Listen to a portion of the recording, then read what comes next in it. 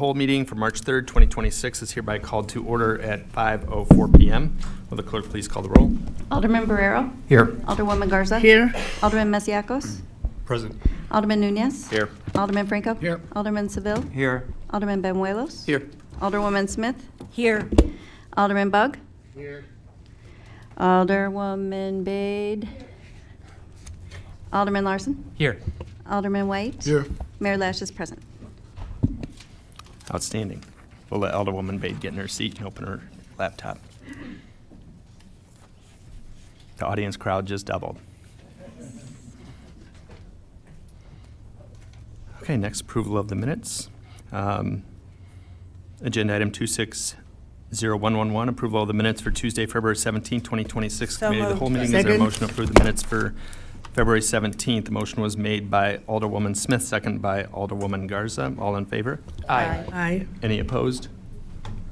Motion carries by a voice vote. Next, we'll move to the mayor's report. John, go ahead. It's a short one tonight, I think. Yes, absolutely. Thank you so much, Mayor. A couple of exciting events we'd like to highlight coming up on the docket this week in Aurora. First and foremost, welcome to Vibes on the River as they open this Saturday. Round of applause for Vibes on the River. Opening up this Saturday at 29 West New York Street in the heart of downtown Aurora. There's going to be a grand opening ceremony and a ribbon cutting. All of that will begin at 1:30. The restaurant is set to bring delicious soul food to the downtown and beyond as owners Antoine and Monique Brown make things happen here in Aurora. We hope to see everybody from the public there at this exciting event.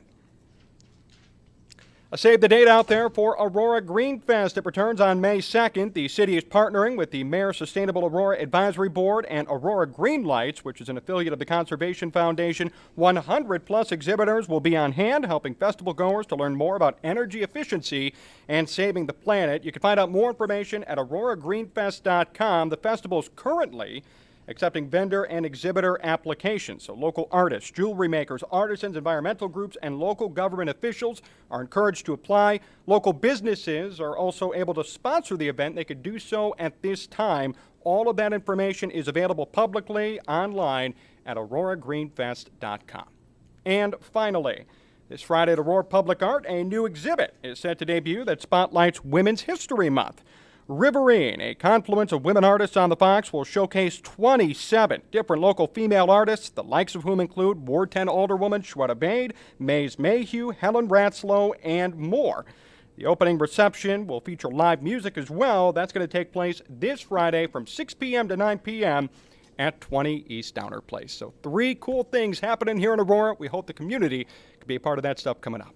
Thank you.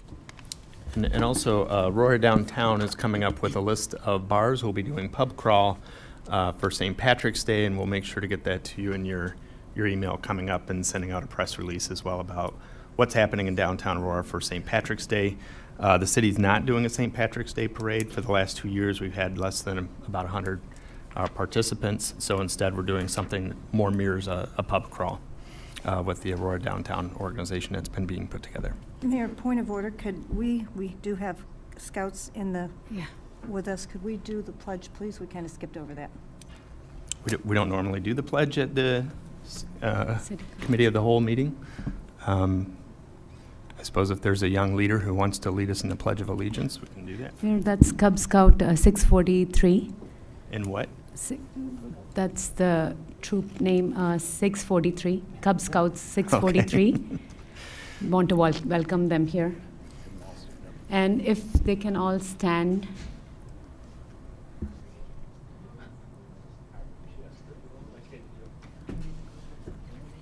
Why don't you guys all come right up front here in the middle and face flag, and why don't you guys grab the microphone and... Yeah. Hello? Yeah.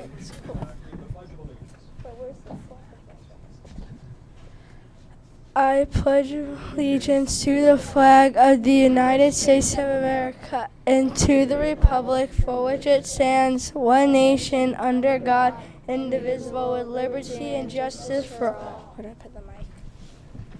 Wait, real quick while you got the... I was going to ask them to introduce themselves, but they've already handed the microphone back to John. Okay, next we'll move to public comment. Madam Clerk, do we have any members of the public wishing to offer public comment? We do, Mr. Mayor. Thank you, Madam Clerk. Will you please read the rules of public comment?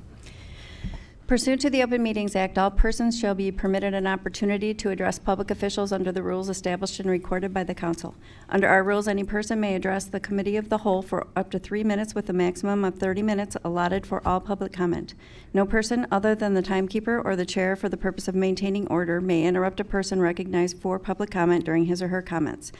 Members of the Committee of the Whole shall not engage with nor respond to a speaker during the time set aside for public comment. Staff is directed to follow up with members of the public with respect to any concerns raised during public comment within the scope of the city's authority following the adjournment of this meeting. Thank you, Madam Clerk. Will you please read the name of the first person wishing to offer public comment? Rochelle Ray.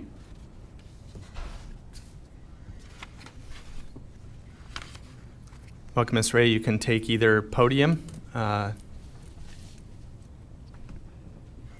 When you get up here, feel free to adjust the microphone, and as soon as you introduce yourself, you'll have 3 minutes. Hello, my name is Rochelle Ray. I'm the president of Rachel's Learning Center. We have 2 wonderful locations. The first location is at Amwood, 716, and our other location is at 835 West Illinois. And we service from the 3 weeks old to 8-year-old. And what we want to do for our future is service more for our community and engage for the parents, more involvement. And what I'm asking is for your support. And we're part of Ward 6. And Alderman Michael Seville is my alderman. Yeah. So we want to build more for our future, for our community. And I'm asking for your support. Okay. That's it. Thank you. Thank you. Thank you for sharing your comments with us. Madam Clerk, are there any other members of the public wishing to offer public comment? There are not. Okay, hearing none, we'll move to the committee reports. We'll begin. I'll ask Chairman Mike Seville to give the BZ&E committee report. Yes, Mayor, thank you. The BZ&E committee had no business on February 25th, 2026, so we did not have our meeting. So there's nothing to report. Thank you, Mr. Chairman. Next, I'll ask Chairman Mesiacos to give the Finance Committee report. Yes, thank you, Mayor. The Finance Committee met on February 26, 2026, and reviewed the following items. Item 26-0003, an ordinance reserving 2026 volume cap in connection with private activity bond issues and related matters. Any questions or discussion on this agenda item? Consent. Okay, if there's no further discussion, we'll add 26-0003 to the consent agenda. Yes. Next item, Mayor, 26-0050, resolution authorizing the extension of a lease with the Fox Valley Music Foundation for property at Consent. 19 through 21 Broadway. Are there any questions or discussions on this agenda item? Consent. Hearing none, 26-0050 will be added to the consent agenda. Next item, 26-0088, an ordinance amending the Ward 1 budget for fiscal year 2026. Consent. This I think needs to be on unfinished because Alderman Barrero intends to recuse himself in the city council meeting, so 26-0088 will be on unfinished business. And Mayor, that concludes the report from the Finance Committee. Thank you, Chairman Mesiacos. Next, I'll ask Chairman Carl Franco to give the PHST committee report. Thank you. Public Health, Safety, and Transportation Committee meeting scheduled for February 24th, 2026 was canceled, hence we have no report, and that concludes our report. Thank you, Chairman Franco. Next, I'll ask Chairwoman Wani Garza to give the IT committee report. Thank you, Mayor. We met on February 23. The first item in the agenda is 26-0123, a resolution authorizing the Director of Purchasing to execute contract with Aire Production to the amount of $318,978 for sound equipment at River Edge Park. Are there any questions or discussions on agenda item 26-0123? Hearing none, this agenda item will be added to the consent agenda. Next one is 26-0125, a resolution authorizing the Director of Purchasing to enter in agreement with Gen Serve LLC for preventive maintenance of the City of Aurora and lift station and facility emergency standby generators. Are there any questions or discussions on this agenda item? Hearing none, 26-0125 will be added to the consent agenda. And we conclude the meeting, Mayor. Thank you, Chairwoman Garza. Next, I'll ask Chairman Ed Bugg to give the RAP Committee report.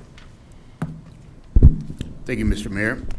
The Rules Administration Procedure Committee met on February 17th, 2026, and reviewed the following items for your consideration. 26-0083, ordinance amending Chapter 2, Section 2-500 of the Aurora City Code to increase the membership of Mayor's Sustainable Aurora Advisory Board from 7 to 9 members. Are there any questions or discussion on this agenda item? Hearing none, 260083 will be added to the consent agenda.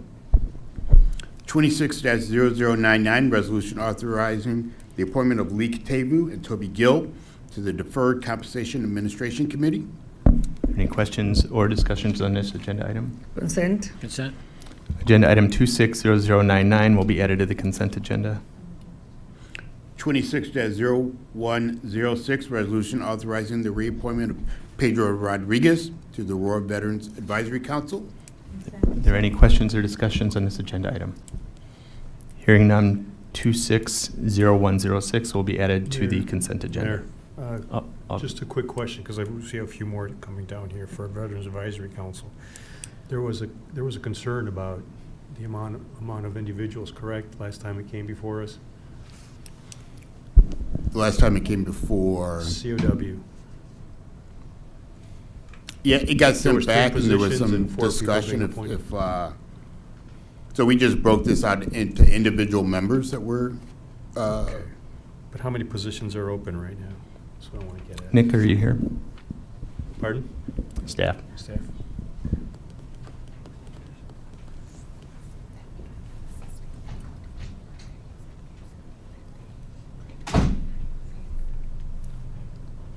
I think the question was how many positions are open for the Aurora Veterans Advisory Board?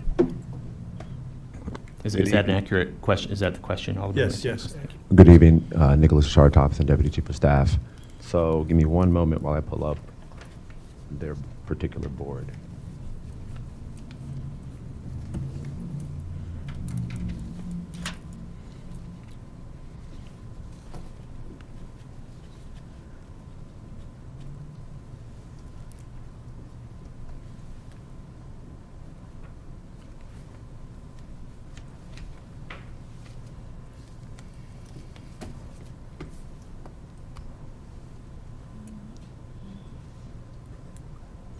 So they have one vacancy. After, if all the members are approved today, they'd have one vacancy. Okay, all right. What's the overall number? 9. But today we're looking to appoint 5, and you're saying that there's a total of 6 positions that need appointment. Is that accurate? There's one vacancy left if we appoint these members that are currently on the agenda. Okay. Any other questions or discussion on this? Alderman Nunez. Has every individual provided all the necessary documentation or met every criteria to be a member on AVEC? Yes, so there are different documents that are requested from it. There are discharge documents, I think it's a D35, and then there is like a veteran's ID. So all of them submitted a combination or one of those documents. What's a veteran's ID? I'm not familiar, that's why I'm asking. I'm also not familiar, but essentially I think it is something that is assigned to people who are veterans of the Is it a United States services. DD-213? I think that's something separate. I mean, that might be discharge papers, but. DD-213 is your discharge. Okay, yeah. May I question your question? Are you done, Alderman Nunez? Alderman Masiacos still has his light on. Okay. Alderwoman Smith. Nick, so you're stating, because part of the reason why we ended up in this situation is because some people were missing certain documents. You're saying that each member that's listed today has those documents in and on file? Correct. So I think the confusion was there was a request for the DD2, the discharge. That's one of the applicable documents, but it's not a necessity In the code, it says you may provide, and then it proceeds to name several other documents. And these are all reappointments of people who were currently on the Veterans Advisory. That's probably another important point to highlight. So everyone's being appointed is not new, so they've already previously, at one point, provided these documents to be on this board, because these are all renewals. Any other questions or discussions on this agenda item? And Yes, we're Mr. currently on 107, correct? Yeah, no, we're on 106, Mr. Pedro Rodriguez. Alderman Seville. Yeah, I just want to clarify, I thought it was mandatory that people needed to provide some information in order to be able to serve on this committee. You're just saying now it's a choice? What he's saying is it needs to be one of several criteria. Is that accurate? Correct. I don't think that's accurate. I can read it for you. Give me one moment. Can I go get the? Yeah, only because we need to make sure we're doing this right. Thank you. I'm going to ask corporate counsel to read the appointment, the appointing rules. They're not all actually required to be veterans. The membership, the Veterans Advisory Council shall consist of 13 members. At least 10 members shall be veterans who have been honorably discharged. Up to 3 members may be immediate family members of a veteran, deceased or living, who was honorably discharged. An effort shall be made for the council to be composed of representatives from among all branches of military service in all age, ethnic, and gender groups. Insofar as possible, members shall be residents of the city. Individuals applying for appointment to the council shall provide proof of their applicable qualification, which may include a copy of a DD Form 214, 215, 256, NGB Form 22, discharge document, or a U.S. Department of Veterans Affairs photo ID card. So to be clear, it's not asking for all of those, it's asking for one of those. And just to follow up on that, as you're reading the description, it says that each one has to be honorably discharged. If, and not to make a big deal out of this, but again, we've sat this here for a while because of some documentations. If you haven't shown that, how do you know? The DD 214 is a discharge papers, it would say on there honorable. That's true. I If I still- may ask a question? Yeah, go ahead. I still not is- get my answer, has but that's everybody okay. Yes, I'm sorry. Yes, It's on. I'll try it again. How's that? Can you hear me? Okay. So we know that all these individuals have been honorably discharged. Honorably discharged? To my understanding, yes, as these are all renewals, so at some point they would have to have presented those previously, is my understanding. So by deductive reasoning, I would say yes. Well, I would think that we would have something on file if they did. Can we maybe look into it a little bit Yeah, that's to easy. verify? I think that's what the council is asking, right? Would it work to have those documents, In Legistar? well, that provides a lot of their personal information. Will be redacted, like resumes and things like Sure. that. Or I don't know how these documents look, so perhaps that's not a solution, but, And I want to stand corrected, it's a DD 214, not 213. oh, my apologies. Did I say that? My apologies. I did, no, I did. Oh, okay. 214. Not Okay. familiar with the terms. If you could just, I think what I'm hearing the council ask is just to verify that we have the appropriate documents, so that's all. For sure. Thanks. And then, would you like that sent to the Alderman's office? How should I get that to you? Or should I just verify or come back with that information? Well, if you'll be redacting them, then it's okay to forward it to us, right? And part of the Legistar, I'll so we defer to can review legal. it? Is that If appropriate? that's appropriate? Without looking at the actual document, I would prefer the law department review before anything's I posted. think If- that's a reasonable request. And not to belabor this, but this was why we held this, because we were looking for the documents. So we're still back This where is, we were. this hasn't been held up at this level yet. It was held up in RAP. We're Is set that, back. is No, that we're set career, back. correct, Chairman, and that's- Chairman Bug?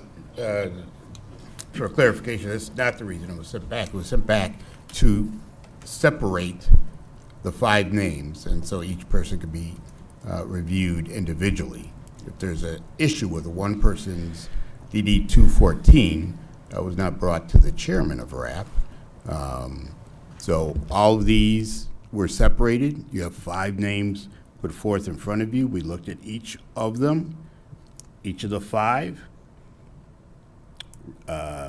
deliberated on them, and moved them here. So Okay, so there was no request for document verification prior to now? I'm not of the chair, no. Did not of you, but we requested it during our last meeting. Well, Mr. Mayor. it was getting sent back to RAP, and I tend to be at all the RAP meetings. Okay. Talk to the chair The RAP, of the committee, maybe he can clear up some of the things. Alderman Pereiro? Is it? The AVAC. Oh, no. The chairman of the RAP committee was there, I assume. Alderman Pereiro. Mayor Les, can we just put these on unfinished and then, You want to put all of them on unfinished? well, we need to verify every single one. Can't just, pick one and not the others. So I don't think it's fair to single one person out. I think we should do it for all of them, and it should be verified by Mr. Thompson. Okay. 260106, there is an alderman who'd like to put this agenda item on unfinished. I'll let the clerk please read the next agenda item. 260107, a resolution authorizing the reappointment of Michael Zepeda to the Aurora Veterans Advisory Council. Okay, agenda item 260107.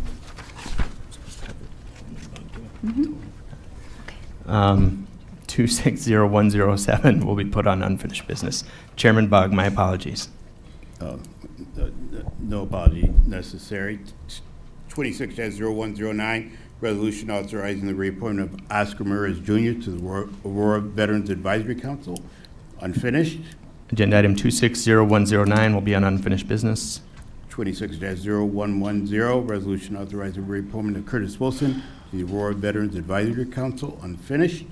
260110 will be put on unfinished business. 26-0113, resolution authorizing the reappointment of Jose Jesus Cervantes to the Aurora Veterans Advisory Council. Agenda item 260113 will be put on unfinished business. Mr. Mayor, may I make a comment? Alderman Franco, on agenda item 260113. On all 5 of them.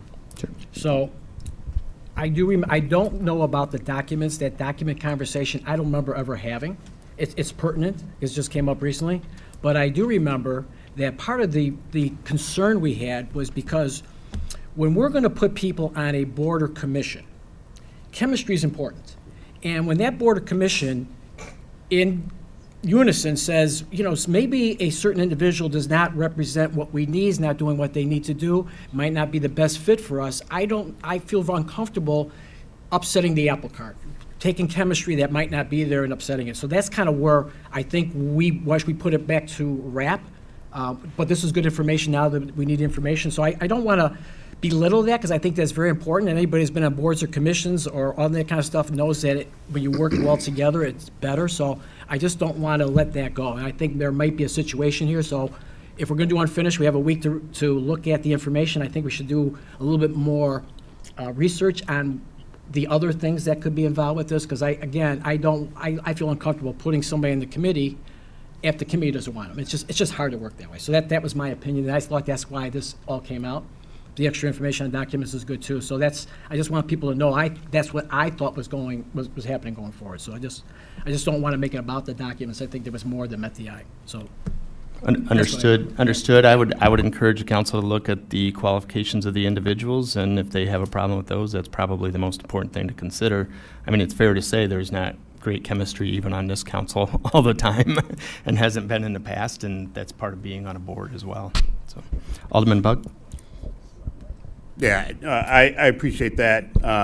Yeah, it got sent back to RAP, and the meeting was noticed. Everyone who wanted to come and voice their concerns, they had that opportunity, and the matters were moved back here. So, so I will, moving on from this, all those are unfinished.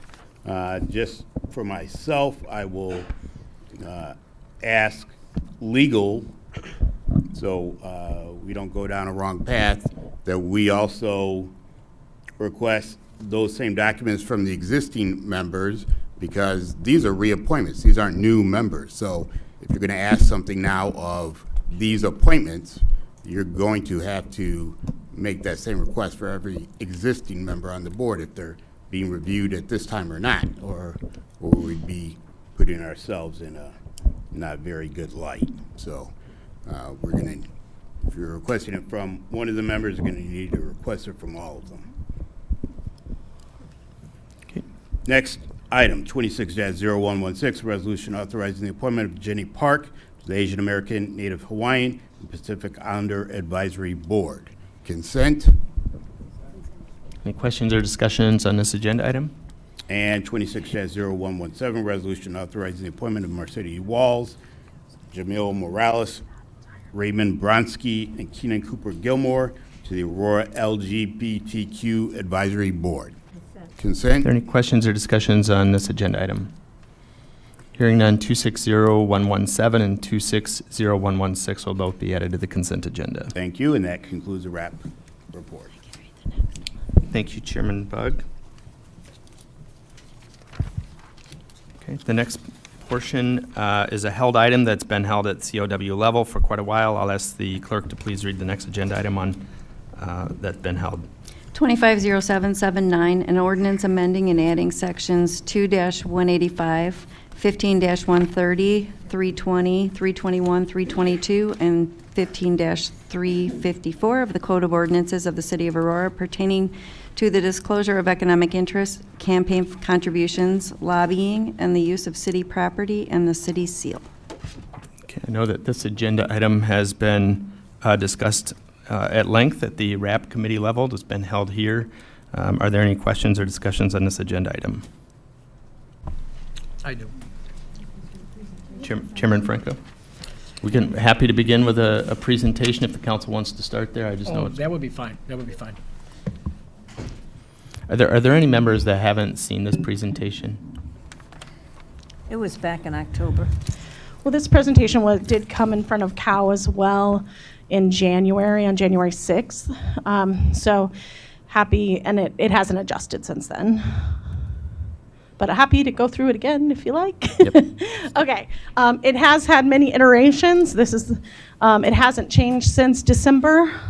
So when we got it passed through RAP. Yeah, happy to answer any questions. So the key reforms in the ethics ordinance are these three. So more thorough disclosures of economic interest in campaign finances, campaign contribution limits and regulations, and then regulation of lobbyists. Also, something that is new is PAC contributions. It regulates those. So the people that are mostly impacted are those who currently do business with the city, those who want to do business with the city, and like I said, lobbyists as well. So we want some stricter local limits. Is the hope with this. The $5,000 is the state. Ours is lower than that. We're doing, this was adjusted in RAP, $1,500 cap from entities doing or seeking business with the city and from lobbyists as well as PACs. And then treats affiliates and reimbursements as one donor. We've cut out some of that language, so it has been significantly simplified, as you see in Legistar. No anonymous or pass-through donations, although we did take the cash out of it, so as well due to comments at RAP. And then there's penalties involved as well.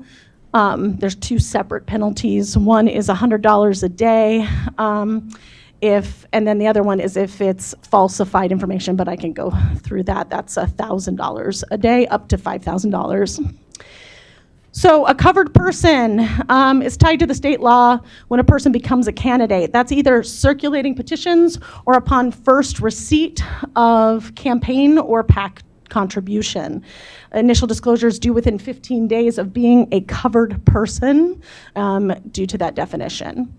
So here's, I'm going to skip over this because I feel like I'm not going to go through all of the 2019 and the updated changes. The biggest thing is lobbyists, $1,500 for entities doing currently or seeking to do business with the city. And then the financial disclosures, although you only have to report once a year versus 4 times a year, there's essential questions that are going to be added now with this new ethics ordinance. I had added this information. I won't go through it right now. You guys have had it for a couple months. So these were some just comparisons. This is also comparisons of other cities. I believe Alderwoman Smith also passed out some comparisons of other cities to you all in January, I believe. So you should have those as well. And then, so this was just asked and wrapped. So that's why it exists there. So some broader disclosures here. So you do have to report if you have outside employment and whether that employer receives city funds or contracts. Whether you have real estate in Aurora, and that's a 1.5-mile area, including household members or immediate family people living with you. That is because that is our zoning district. That's why it's 1.5 miles outside. If you have any organizations that you serve as a board member or trustee or officer, you disclose that. And then the annual e-filing is due January 31st, and our clerk's office will take care of that. Hopefully it will be online, just similar to what you do now. You'll just be asked a few more questions. And like I said, it'll be online so the public can see it easily for transparency purposes. And then there are those penalties for late, incomplete, or false reporting. So these are the state disclosures. These are the ones that we're asking for any elected official to list on that. And this is what would be required, those 6 questions. Lobbyists and entities with ownership interests greater than 5% are prohibited from direct or in-kind contributions to city officers, candidates, or committees. If they do that, it would be a 4-year ban on doing any business with the city for violations. This is just going through some examples of what you can or cannot do. Some anticipated impacts, we're looking for more transparency, accountability. Just because they're doing business with the city of Aurora doesn't mean they can't give contributions. There's just a limit on that, which is the $1,500. Provides residents with accessible online disclosure data, establishes enforceable fair contribution rules, safeguards taxpayer money. It also is just the current disclosure. I have to fill it out as well. Being in my position with the city is very limited, very little information. This requires you now to only do it once a year, but with more information. So we're requesting the City of Whole recommend approval, and happy to answer any questions. Also, our Assistant Corporation Counsel is also here to help answer any legal questions, or even Madam Clerk, as those may come up as far as how it's going to be recorded. Thank you. Alderman Franco. All right, well, I'm going to be very frank, because I was lead of the committee in 2019. This is an anti-capitalism socialist piece of legislation. Let's just be clear about that. It shows no respect for the business community that are now allowed to support candidates as the state allows for it. 10 times less for the second largest city in the state. Our mission statement, as aldermen, we represent the residents and the business community. There's a section in here that said, in 2019, the last one we drafted was in an era that was hard to obtain public access and the information was limited. 2019 is 7 years ago. I don't think that's an era. And I will tell you this, 4 years ago, that Mayor Lash was a candidate for Alderman at Large, brought in a big poster with everybody that gave me money, supported my campaign. So obviously, that access has been there for a while, so I don't know what we're talking about that. I was at a RAP meeting where part of the discussion was if the more money that a candidate may have, the more chance they would be corrupt. Well, that's an insult to everybody up here. There's no question about that. It's an insult to the business community that the more money we get, we're going to be corrupt. I will say this, when the mayor of Aurora gets hundreds of thousands of dollars from a billionaire governor, does that mean he's corrupt? I don't think so. Nobody up here is corrupt. So making that assumption is just wrong. So, I don't know why we're capping this. I think it's an insult because North Aurora, small town, they can get $14,600 from people to do business. So to me, this whole thing looks like an attempt to control who's going to be eligible to become elected. And I think that's wrong. We see the national level that's happening there in a different way, and I think this goes towards that. So I'm dead set against it. When we did this in 2019, it was a comprehensive, good idea. The page takes care of that. We're not involved with the remedies or who's guilty, who's not. It's just not necessary. So when we make an assumption that we're corrupt or our business is corrupt, then we're basically doing a disservice to everybody, and that's just wrong. I don't think, and I can ask Mike Seville, he's been here for 40 years or plus, who's anybody ever gone to jail, anybody been corrupt for doing what this ordinance says we have? Who's in jail for that? Nobody. I mean, you could say it all you want, because you said it about me, and it was a lie then, it's a lie today, and it'll be a lie tomorrow. So when we do this kind of stuff based on what we want, what we think is happening, it's just wrong. So I'm definitely against this. There is just no reason to bring this forward. And I'm going to put it on unfinished, but there's going to be more to say next time, because we're going to go into more details. But just right off the get-go, this is something that this administration wanted for the reason of putting only their people in. And I don't see this in here either, we're going to cap businesses at 14.6, but we're not going to cap political committees. We're not going to cap politicians. And you had mentioned one time, we'll find them if they do. And as I said at that time, when you're a nonpartisan government, we don't have affiliations with political parties. They don't do business with the city. So that doesn't make any sense anyway. So I think this is distorted. I think we're just pounding on the business community, but we want money for who we want to be candidates, and it just rings hollow. So I'm going to be dead set against it no matter what. Thank you. I'll ask the Chief of Staff. A question was brought up about us being the second largest city. I believe one of these slides has a comparison, and Chicago, which is the largest city in the state of Illinois, has the $1,500 limit. Can you go back to that slide and show us what the largest city has?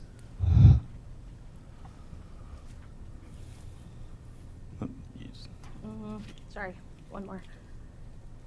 There you go. And they also have a cap of 1,500, which is, I believe, what was used in RAP as a cap for Correct. the city of Aurora. And so businesses that aren't doing any city, that don't want to buy influence, would be allowed to donate. If I can retort on that, here's the problem with all this. When Alderman you say Franco. buy influence, Alderman right Franco, off the Alderman get-go, Franco. that's wrong. You're basically making us guilty until proven Alderman innocent. Franco, we're going to wait until everybody's had a chance to speak. You've had a chance. I just wanted to clarify a few points that you made with the Chief of Staff who's been working on this legislation. Any other questions? I have a comment, no question. Alderwoman Smith. As you alluded to, Shannon, I did do some homework. I reviewed 17 neighboring municipalities. Each and every one of them follow the state Illinois Board of Election process, with the exception of, these are 17 close by. I could have gone 24, I could have gone 124, I could have kept on going, but I just stopped here. Chicago does have limits on the contribution caps, and they also have limits on businesses. But what Chicago doesn't have is the ordinance in which was rewritten as part of this process, that is, if we in the city of Aurora were to adopt this ordinance that's written, that is only alluded to in this piece that we're looking at today, we would be the most restrictive and most tightly controlled municipality election process in the state of Illinois. And it would force us to comply with two regulatory systems, because we still would have to comply with the state, and now we'd have to comply with the city as well. That is not good governing. That allows for compliance traps, somebody looking for something to be wrong, and selective enforcement. So I'm a little bit, let me go back to these 17. Only two. Elgin does shrink their caps, but they still follow the state. Naperville chose to change a few years ago, but it got so complicated for them, they turned around and went back to the state. Downers Grove did the same thing. The State Board of Elections has a process that works. It has worked for years and years and years. It has been vetted by way more attorneys that are in this room and way more attorneys that we have in our city. And it has been challenged in court. It has stood up, and it works for everyone in the state. I don't know why we here in the city of Aurora think that we're different, or that we're corrupt, or that we're untrustworthy, that we have to tighten our belts so much that we're going to be afraid we're going to get tripped through the process, because this leaves too many gotcha moments. And I'm going to say to my colleagues, if you are not insulted by this information that's being put in front of us, then you need to take a better look at it, because we are all being told that we are untrustworthy, that we are unethical, and that we need more regulations than anybody else in the state. Real quick. And I don't need you commenting on what I have to say. It was brought up that we have to go through two regulatory boards, and nobody else has to, but on this slide here, it shows that Chicago also has a board of ethics, Evanston has a board of ethics, Oak Park has a ethics committee, and our second one is the DuPage Board of Ethics. And then I suppose the only other regulatory body that's affiliated with this is, again, the clerk for filing. For ensuring that we for file filing that. our Yep. disclosure paper, and the only change there is that we're currently filing quarterly reports. This changes it to one report to ease the burden on the clerk, and just ask 6 questions instead of 3. Yeah. This is way bigger than filling out. This is way bigger than filling out just the document. This is the ordinance. The numbers, I don't care about the numbers. Whatever you want the numbers to be as far as campaign finance, I don't care about that. What I care about is those 3 additional pages that you added into the ethics ordinance that puts way too much control in this body for future elections. We do not need a body to have control of our elections. We don't need that. The state doesn't, the state election board process works. And that's all I'm going to say. Our existing ordinance runs things through the DuPage Ethics Board, as Alderman Franco brought up. This doesn't change it. It's It currently does, I know, it's because currently you put me happening. through it the last time when I ran through my election. I had to go through that because you helped the person running against me challenge my campaign, and I had to go through this. So I'm well aware of the DuPage Commission Board. All of my documents had to go through them. So we don't need a double. I've never put you through the DuPage Ethics Board. You sat right here. You sat during my trial. You sat in the room. Okay. I brought one case before the DuPage Ethics Board that had to do with the previous mayor. I filed a complaint. They found it unfounded. That's the only time I brought anything before. For new members of the committee, just so you know, we do use DuPage as to uphold our ethics ordinances. Any one of you finds a complaint with any level of ethics with a city staffer or now elections, if we go through with this change, that's who you contact. We have a contact that serves as a DuPage Ethics Board, and they also serve the city of Aurora. Any other questions or discussions? Alderman Larson. Thank you. I also have a comment to make. Back in the 2025 election cycle last year, I was knocking on doors. I had to get on the ballot. I had to get petition signatures for myself to get on the ballot. I was also circulating a petition for a referendum that had a similar idea to this ordinance. It would have put a question on the ballot to advise the council to put a $1,000 limit on yearly campaign contributions from anyone who does business with the city. I knocked on a lot of doors. Obviously, you go to a door, not everyone wants to sign the piece of paper that you put in front of their face, but a lot of people did sign this. And I think out of all of the people that I talked to regarding this, the number of people that were against campaign finance reform, and it's not about the number, it's about a distrust in the government at all levels, including the local level. I could probably count on one hand the number of people that were against this. So the voters very overwhelmingly want reform. I mean, we see what's happening across the country. Just over the weekend, the president declared another illegal war. Congress is going along with it because Excuse me, but we're going down an inappropriate rabbit hole right now. It's Alderman Larson has the floor. Thank you. Yeah, people at higher levels of government are bought off by corporate PACs, by the military-industrial complex, and people see similar situations at the state level and at the local level. And as people brought up, the State Board of Elections is a place where people can submit information about campaign contributions, how much money they got, when they got it, who they got it from. And if we look at this publicly available information, we can see, and it's not just one person, it's multiple people in Aurora politics have gotten hundreds of thousands of dollars from people and businesses who have gotten millions of dollars in taxpayer funds. So I think this is something that resonated with people on both sides of the political aisle. This is not targeting any one person. Generally, the public does not trust the government, and I think they're right because of what's happening at all levels. So I'm in favor of this. I think this is the popular opinion, and if you talk to voters, they'll probably tell you the same. Thank you. Any other questions or discussions on this agenda item? Yeah, just clarification on what Alderman Larson just stated. How many signatures did you receive?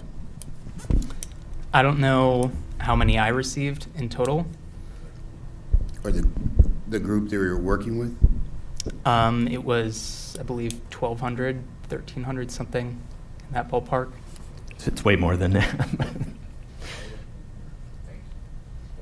It's well over 2,000. Alderwoman Bade, then Alderman Nunez.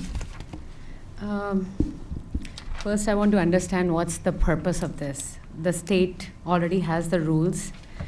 Are we trying to have our own Board of Ethics, City Election Commission? What are we trying to do? Who's going to check all this? Is there going to be an independent, separate body who's testing, or is it going to come under mayor's office, city clerk? Yeah, I can answer that. So again, we use the DuPage Ethics Board, and a complaint can be filed by a member of the public, and then they do the investigation on that. Or a complaint could be filed by an opposing candidate. A complaint could be filed by a sitting alderperson. Right? Okay. Anybody can file the complaint, and then it goes to independent ethics board run by DuPage County. So currently, are we trying to say the state doesn't have correct rules? That is one thing that I feel out of this. The state does not have any rules that govern who can donate if they're seeking to do business with any municipality or even the state. They should at least govern at the state level, but they don't. And this does not govern donation levels from a family member unless that family member wants to get a contract with the city. It only looks at those people who do business with the city or who are seeking to do business with the city. So if you've got a wealthy relative that wants to support your campaign, they're welcome to. They're just not welcome to get a city contract. So the state thinks it's okay to have contributions from the business, but city thinks it should not. Is that why we are trying to The state put this? hasn't written rules for individual municipalities. Some municipalities, which are up on the screen right now, have adopted stricter regulations. That's all we're trying to do. Okay. So first and foremost, how many election attorneys have seen this ordinance? And can you please name them? Well, we did have Ed Mullen, who was an election attorney, did draft the original one. We've since edited it quite a bit. It's gone through largely your Dana and the legal team, if you Yeah. want to comment on that. And I think it's also been looked over pretty closely by the city clerk as to what implications it would have for the clerk's office. But Is anybody qualified for election procedure writing? Yeah, I mean, Ed Mullen is an election attorney. That is what he does. That is his specification. And then municipality, the municipal are, all of our attorneys are qualified in municipal and know election law as well.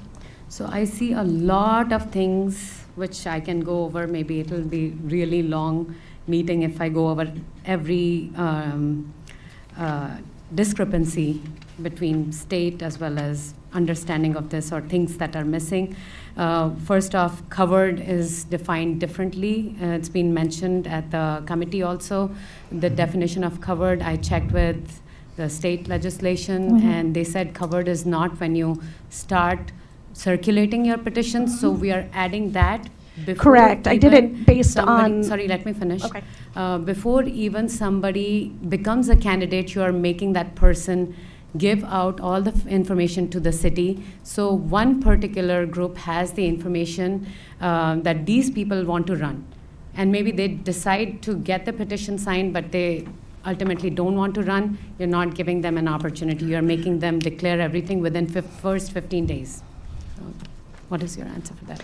So we did that based on the RAP committee did not feel comfortable just a covered person being this. They said, well, that is not an equal playing field. Somebody can start raising, say a sitting alderman is going for re-election, but another one that is not a sitting alderman can start raising money for months and months, but not circulate petitions. So it wasn't an even playing field. So I was asked to put that information in. So that's why I did that.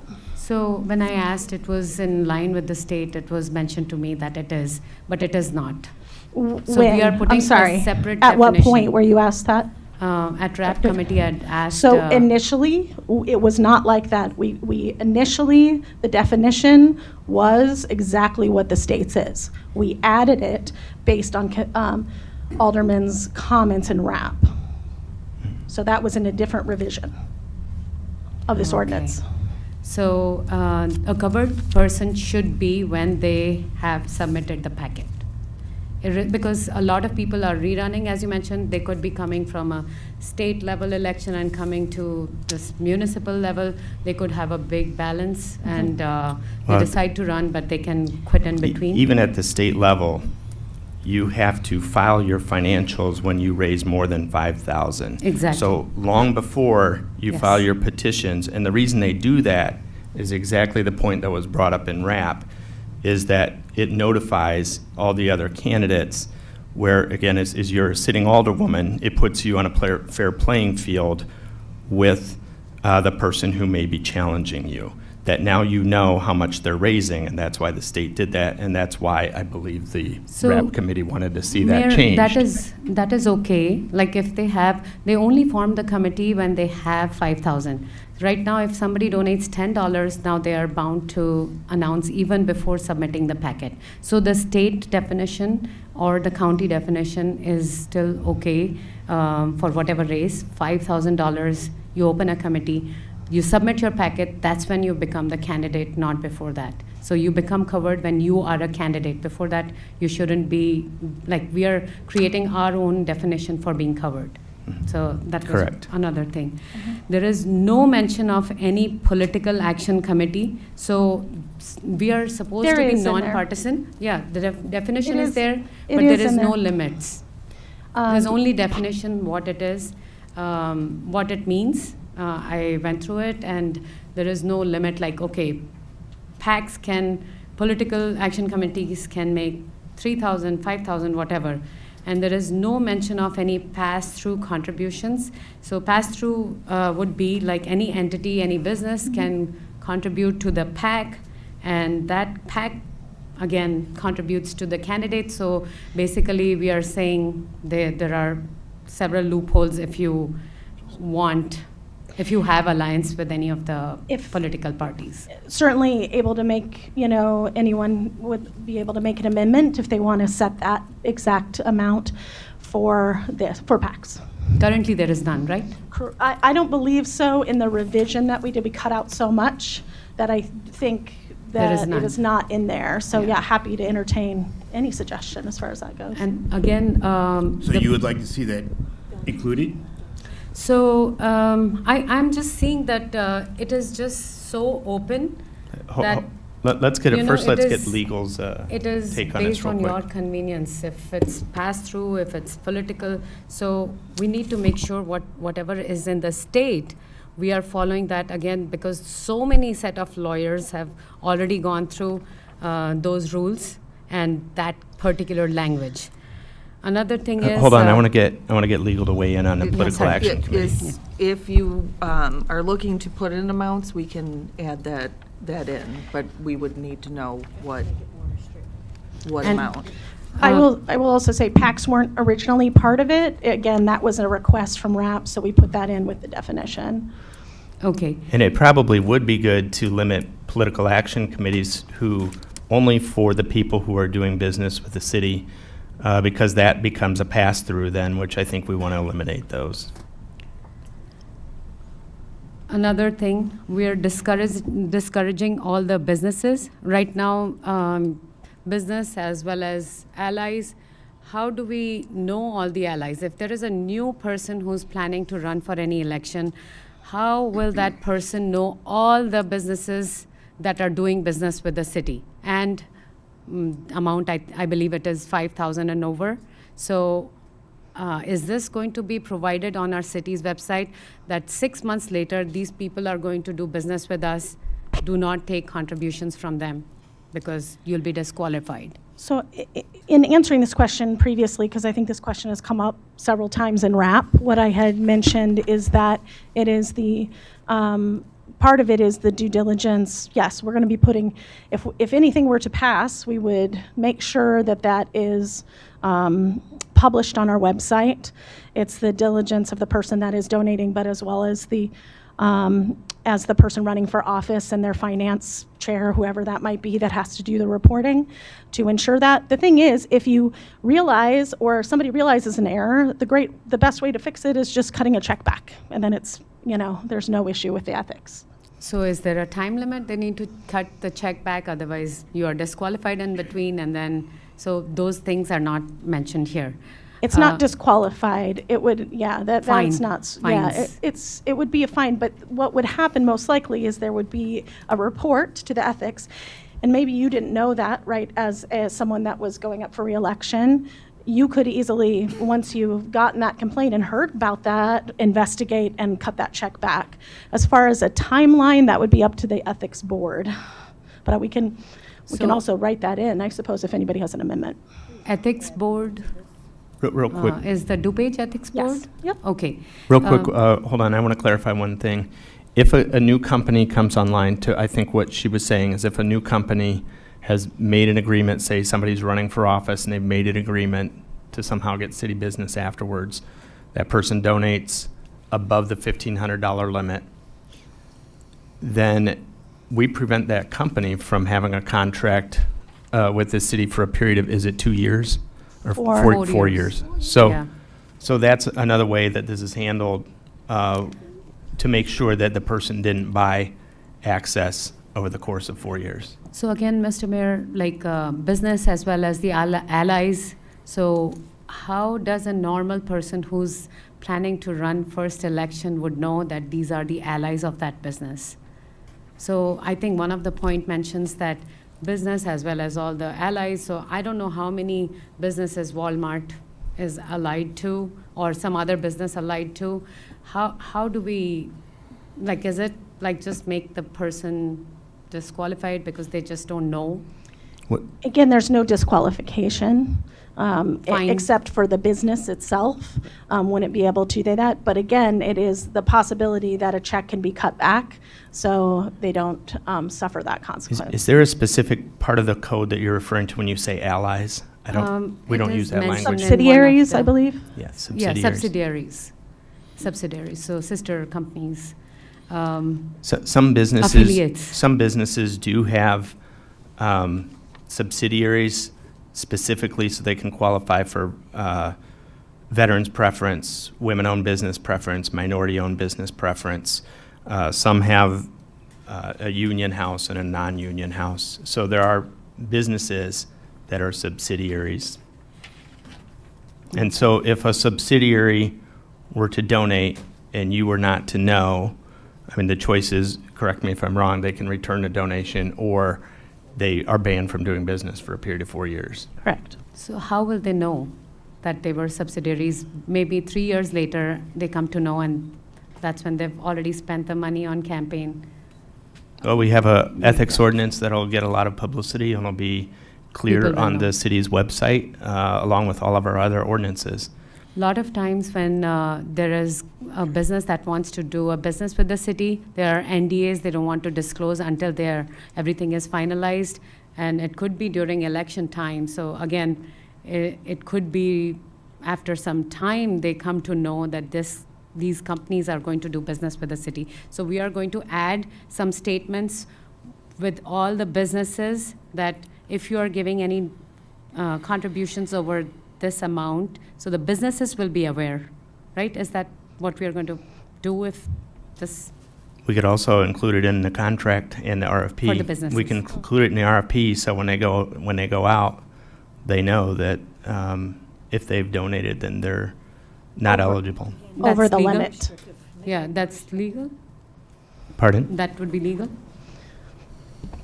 If it is in our code, that this, if it is passed with that language that has a limitation, we would put any limitations in the RFP so the businesses are aware. Okay. If that is put in. I do have other things, but I would, like, if others have any questions, they can. If you want to, we have, what I've got is you want confirmation on the legal definition of covered. And I think it's an excellent suggestion to make sure that we include PACs that might be affiliated with a business, although a business and a PAC aren't really separate. So PAC is political affiliation too? Action So, committee. not just business, it also Some all the political businesses parties? have PACs, Yes. right? Yeah. So Commonwealth Edison has a PAC. ExxonMobil has a PAC, right? If they were then to do business with the city, they would be limited to $1,500 donation. So the political parties can make donations? That's not part of this. If people want to go down that road, I'm okay with it. I'm not sure how that would infringe on state law, but really what we're political parties don't do business with the city of Aurora. But I can still, assure you that. They can influence the. Well, I can assure you that no political party has tried to get a contract out of the city of Aurora since I've been mayor. But then they can influence how the city should work, because if they're making contributions, there might be an influence. Sure, that can still happen. I mean, both political parties can donate as long, they just would be banned from doing business with the city. That's what we're trying to do, is cut down on the influence of those who are donating and then trying to get a contract later.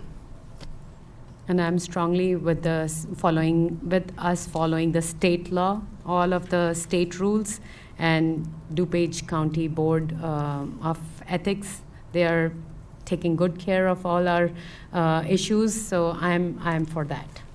Just wanted to make sure. Understood. I think Alderman Nunez was next. Appreciate it.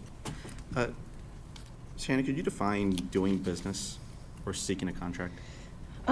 So seeking a contract would be to fill out an RFP, for example. It would be, but it could also mean liquor license. It could also mean other contracts, for example, if we're looking for any, we send out RFPs all the time. So anybody that answers that RFP would be doing business with the city, as well as liquor licenses, which has been in discussion in RAP and could be in discussion today, too. So I think we also seeking is being defined as in the process of seeking a contract or doing business with the city. Correct. There's no, okay. The second Or question. I believe it also extends to seeking financial incentives. Yes. TIFs So and other like a financial redevelopment incentives. agreement, a TIF, et cetera. What's defined as doing business with the city? Well, it would be those things that we said, a contract, liquor license, or seeking incentives. I'm gonna ask the, I can have legal, because I think it is have in legal there. clarify that section of the ordinance. Yes, if you look at page 8, there is the definition. I don't know if you want me to read it out. No, It is I've read it. Okay. I've read it. It does go through leases, ordinances, bond Leases. inducement, bond proceeds. It gets into quite a bit of detail. The reason I ask that is, there's a lot of talk about large corporations, and some large corporations were involved, but in reality, we're running for, or individuals would be running for a municipal office. And so I'm looking at more of the candidates Alderman Larson mentioned. We both just ran that last cycle, and if you watch a lot of the coverage that ran through that, there were statements made by several individuals that the system's already complicated. It makes it challenging for an individual that's not politically connected to run a campaign, and let alone be successful at it. And so when we have these candidates that are, let's say, locally grown, locally supported, let's call them grassroots, at times you're going to have a landscaping company that you might have grown up with, where you grew up with Joe. Or you've got Chris, who owns a sandwich shop, who, I don't know if this falls under the definition of doing business, but let's say they cater lunches for a certain department on a regular basis. And now if that sandwich shop donates to their best friend, are they now not allowed to sell sandwiches to city departments? And then, go ahead, sorry. I would just say if it was over $50,000 worth of sandwiches and it would come across this body, that's really what it is. If it would come, most things that come across the council, because that you would actually be able to vote on, that it would be that limit. So catering companies then could potentially fall under that, depending on the size If of we events. do, yeah, if there's large more than events. 50,000 and it's coming, a contract is coming in front of this body, yes. And when we're looking at, let's say, individuals that are from the area that grew up playing on our city golf course, I remember asking you this before. So these individuals, like myself, being a 7-year-old walking on Phillips Park Golf Course, I'm now no longer allowed to have a golf outing at the city golf course? No, we cut that out of the new revision, I believe. I believe it's just, isn't it generally defined as city, any and all city property? Oh, it's actually, I'm sorry, we're going back to what is in our code. So, because we never changed that, I'm sorry. It reflects back to the code, which as long as you are going through, just like as any other public person would have to do to reserve the golf outing or reserve a gazebo in a public park, as long as you follow that, which is currently in our code. And that's currently. Could you provide where that is, please? I don't mean to put Leo on the spot. I It's apologize. not in the sections here, it's in the bigger section 50 of it, because your Dana and I went back, because we did want to adjust that based on your question and wrap, and we said this already exists in our code, and we felt that's sufficient, so. But I can. If that could be shared, I'd appreciate that, just of for course. review. It also, I believe, violates state ethics laws to hold political functions on public property. Especially when you're Soliciting donations. That's correct. donations Yes, soliciting specifically. donations. Regarding the golf course, as long as there's a contract signed, because that's the process, there's a contract, you pay this going rate or whatever the Correct. tee time is. Same off with you go. like renting a pavilion or something like that at Okay. Phillips Park or whatever Appreciate it you might be. clarifying that part. So you also mentioned that Ed Mullen drafted this initial Mhm. ordinance. Mhm. Was Ed Mullen compensated for it? Yes. He was compensated. Mayor, do you have any previous relationships with Ed Mullen? Yes, Ed Mullen's my election attorney, and he's one of the most ethical in the state. He's also drafted state ethics ordinances and has made it part of his personal mission to reform government. I would agree. I watched his work during the last election. He did a great job. Has Ed Mullen ever been considered for employment here at the city of Aurora? No.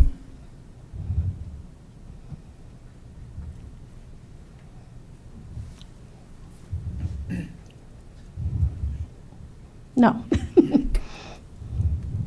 Sure, I'm not the only one with a question mark on that one. So, Do you have information otherwise? Yeah, I will Outside say, of I an can tell you insinuation? that during the He was on my transition- transition committee, but that's. Yeah, during the that's it. transition period, he helped, because he is an attorney himself. He sat in on interviews when we were looking at corporation councils.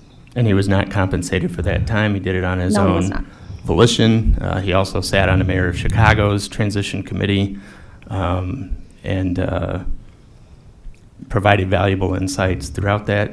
But was never considered for a corporation council. No, he Again, doesn't. very- very He doesn't want to. knowledgeable He guy. doesn't want to drive to the city of Aurora for election hearings, nor does he want to drive here. I hear ya. For city council meetings. I hear you.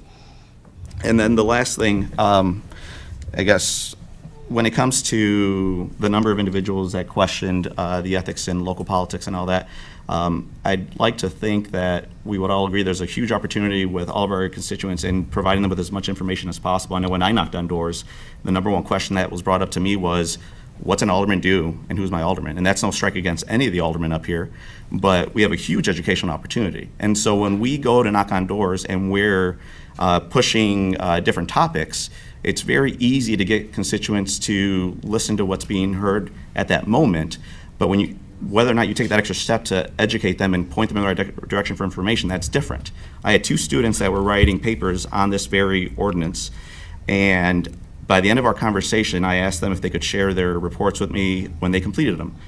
They both did so, and they went into the conversation very much in favor of this ordinance because, again, on the surface, it sounds like you're you're preventing the boogeyman from coming, or you're attacking this large monster. But in the end of their report, they both realized that it's unnecessary and that it doesn't do anything. And even the educator that's involved with these 2 students, their instructor, felt differently about it. And so they went down the path of doing the research, and I would encourage the public as well to do the research, understand what the state law is. It's not easy to understand. It is overly complicated, again, as we saw in the last election. But I just can't see myself backing this because it just doesn't do what people are saying it does. And that's coming from one of the newer aldermen. So, no political ties, no real big corporate backer. Sorry, Visor, not a backer of mine, but yeah. Any other members of the council wishing to ask questions, offer amendments, or discussion on the item that haven't spoke yet? Mayor Rush. Alderman Barrero. Quite a lot has been said already, so I'll try to bring up some things that weren't touched upon. And so, I don't want to belabor this, but people want to cheat, they can cheat. And an example is people that run for office don't always file with the state. They don't always establish a campaign committee. I can name quite a few of those individuals. That's number one. Number two, if people want to take money that's not reported, they can do that. This isn't going to prevent that. What I'm concerned about is, is this going to prevent candidates from wanting to run by establishing more hurdles and, more hoops to jump over? That's what I'm concerned about. I would like to see more people running for elected positions because that is our duty to serve our communities. So I think people don't have an understanding of what the process is for vendors. And when you're talking about, what did this come from? It came from this perception of pay to play. Well, the aldermen here don't have influence over that. The mayor's office does. So if you want to talk about fixing corruption and addressing corruption, this ordinance should be dealing with the mayor's office because that seat requires large dollars to run for office. A lot of my colleagues here, our campaign monies, for the most part are financed by ourselves, and they're very small budgets. And talking about $1,500 contribution, I didn't even hit that. So that isn't a concern for me or most of my colleagues here. We're getting $100, a couple $100 at the most, for people that we've known, most of our lives.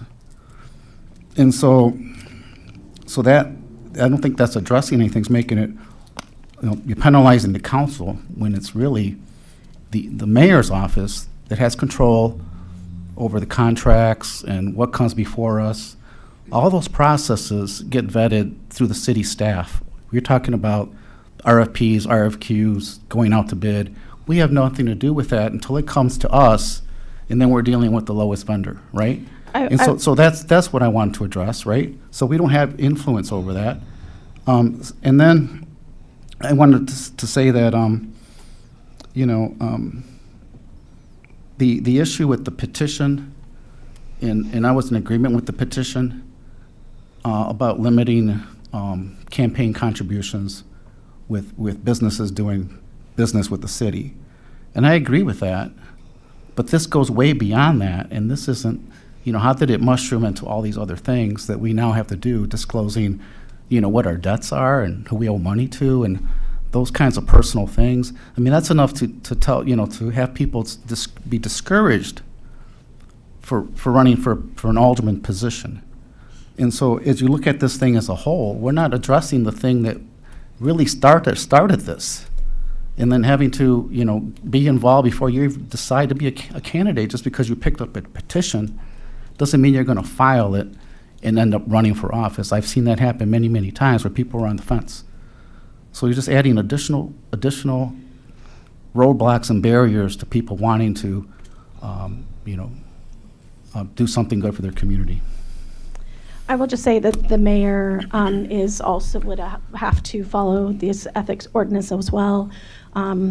Staff isn't soliciting money for campaigns, so but I do think that as far as it's fine. I mean, we put the language in due to RAP committee requesting it around whether covered person starts at petition or, requesting petition or that, because there was this appearance of somebody could be raising money for a long time while somebody couldn't do that as a sitting alderman running for re-election.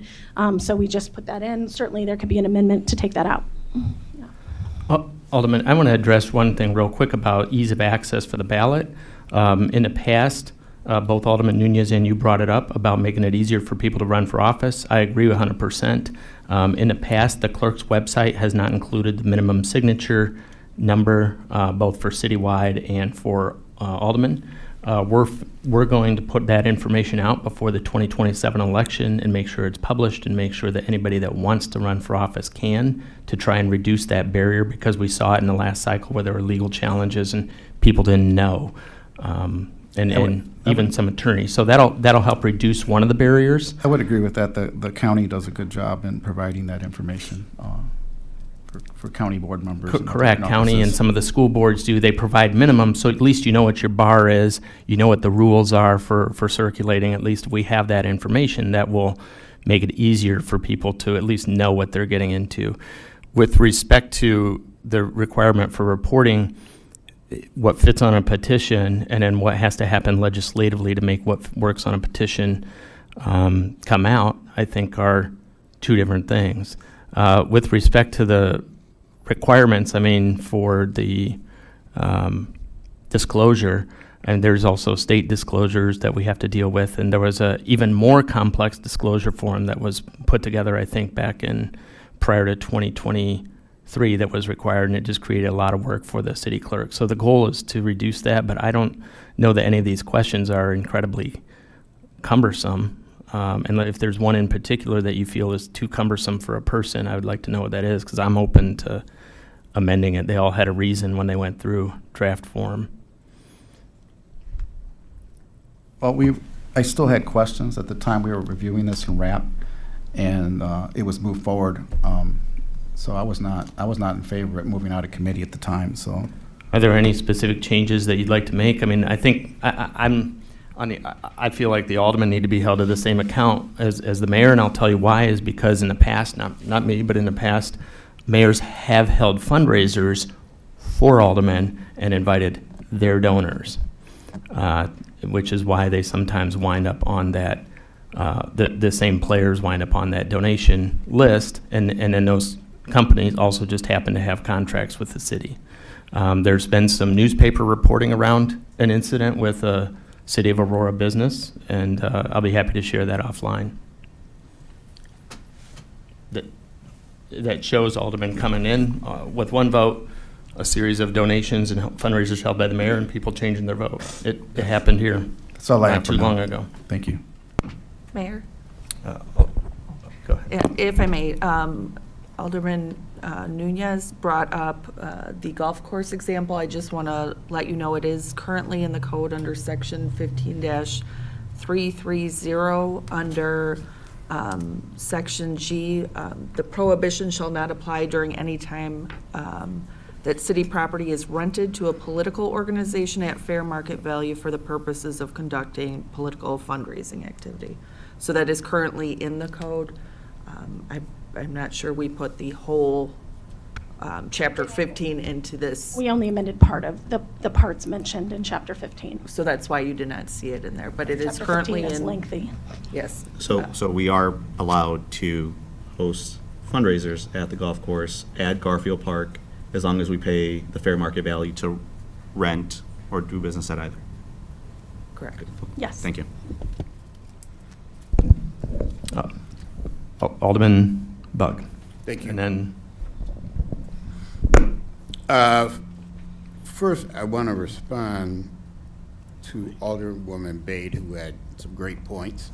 I want to make sure, because she was going through, so just for clarification, because you started to ask if this was legal, what we were doing. It is certainly legal to pass the ethics ordinance. Chicago has probably the strongest in the state. That has been challenged and upheld twice. I don't know if it went to the Illinois State Supreme Court, but I know it was challenged and upheld. So in looking at this and this coming through, we looked at a lot of different things. I think the most important was about a business doing, having business with the city, and that business donating to one of the 13 people who sit up here. I'm going to disagree with one of my aldermen saying this is small potatoes and being an alderman. I'm going to disagree with that. I'll just use myself as an example because we just went through it. So if Del Webb donated $10,000 to me, okay, would that influence me? I try and be a man of high ethics, so I don't think it would. Actually, I wouldn't accept it. But those are the types of things that we're looking to discourage. Del Webb comes over and over and over again, asking for variances, asking for zoning changes, all these things. And if they put even the state limit, what, $14,000 in the Friends of Ed Bug account, would that have an influence? I know it would look horrendous to the Ward 9 residents and voters, and probably to the other 170,000 people in this city. Very simply, those are the types of things we're trying to do away with. People who have contracts that come through here every single day, for those people to go and to make direct donations in large amounts, larger than $1,500, to the sitting alderman and or the mayor. So that is the basis of this. Who is it? Who's being held accountable? Mostly the business, because, and we said, how does that work? I know in Chicago, they do. Ms. Coulter does an excellent work as being our head of purchasing. And when you put an RFP, RFQ out, Chicago, and there, that person signs, I'm going for a contract to clear the streets of snow with the city of Aurora, with the city of Chicago, okay? It says in there, in that request for your bid, that you have not donated money to the mayor, that you have not donated money to the alderman, because you want a very large city contract. And that holds up as being integrity in the city. It's very easy to add that in that process, purchasing. We have some questions that they have to answer already. I don't think we have the direct ask. And that's very easy to add. Does it make it harder for the 13 of us? We already have to, Alderman Burrow said some don't report, then they're gonna have problems with the state. It's nothing to do with us. But you already have to report those contributions. And when you're filling out the report, you know who's donated to you. If you don't, again, you're in trouble with the state. So if I did accept a donation, or even I accepted a smaller donation from Del Webb, $1,500, which is under the threshold, I still have to report that. I have to report it. Del Webb, who is doing business in the city, doing business down the street from my house, I accepted a $1,500 donation from them. The whole world's going to know about it. The state's it's going to be in Springfield. It's going to be on my reports. Okay? So what we're asking and seeking is that there's some number. Now, we started low, I guess. I think in one draft we had 500. And I was like, that's really low. So we moved it up to 1,500. That's what the city of Chicago has. That's what some others have. I appreciate Patty doing the homework on the other municipalities. Most of the large ones have some form. Naperville repealed theirs. That's correct. They repealed it so they could look at it. They said their ordinance did not go far enough. I can read you the quote from the mayor.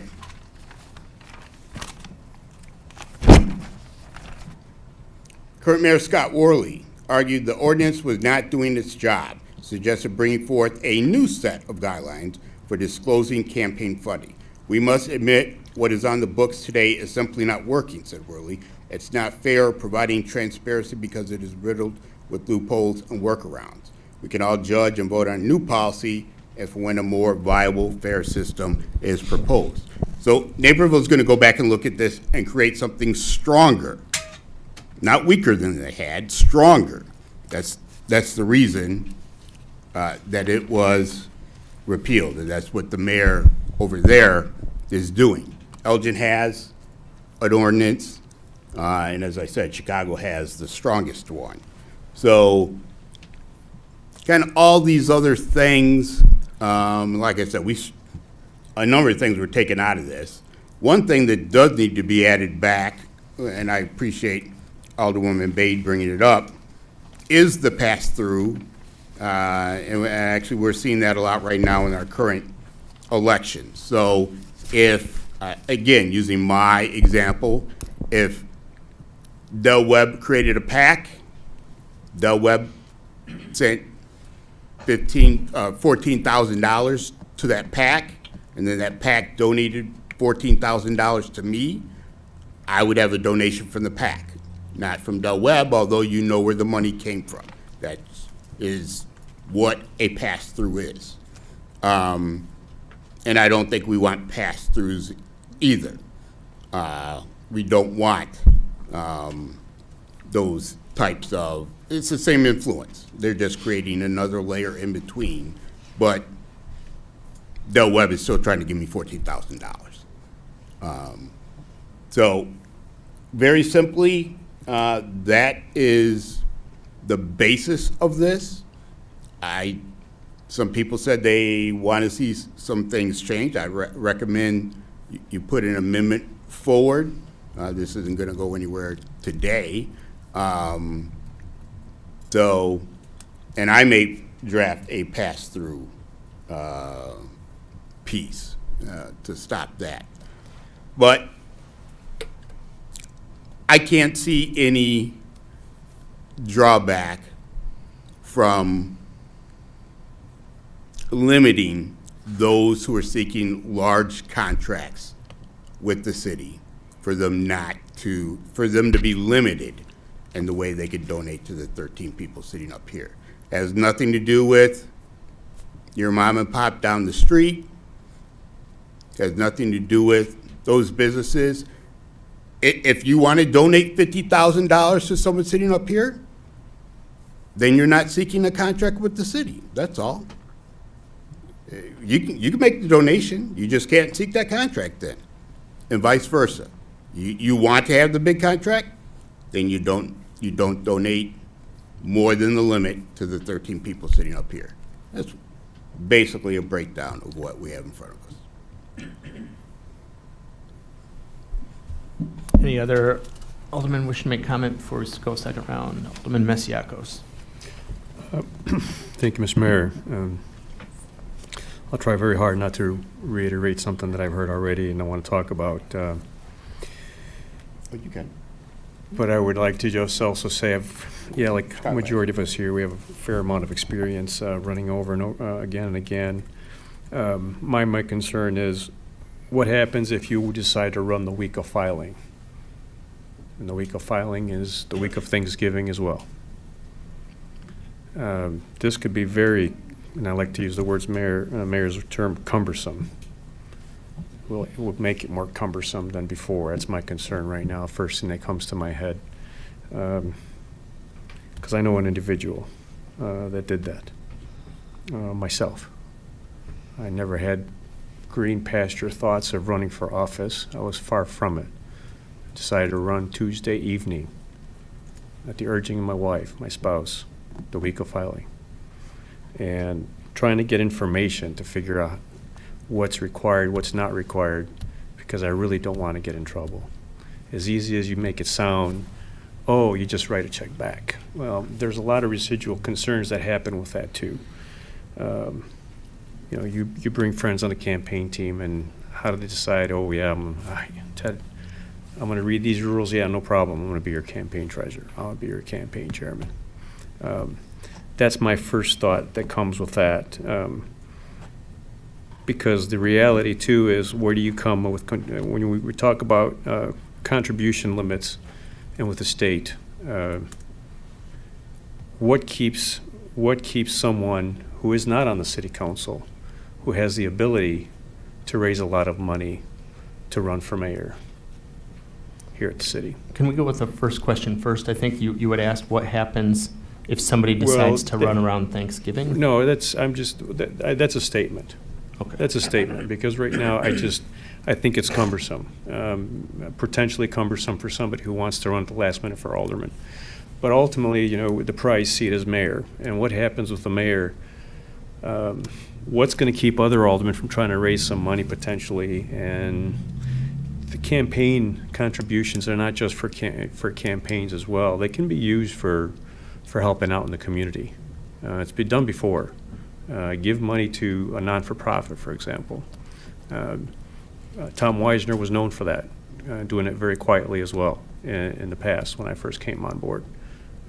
Mayor Tom Weisner at the time. So the reality is, how do we even the playing field for financially, especially for someone who's a state or federal official who's not brought down to these kinds of limits that are further more strenuous than the state.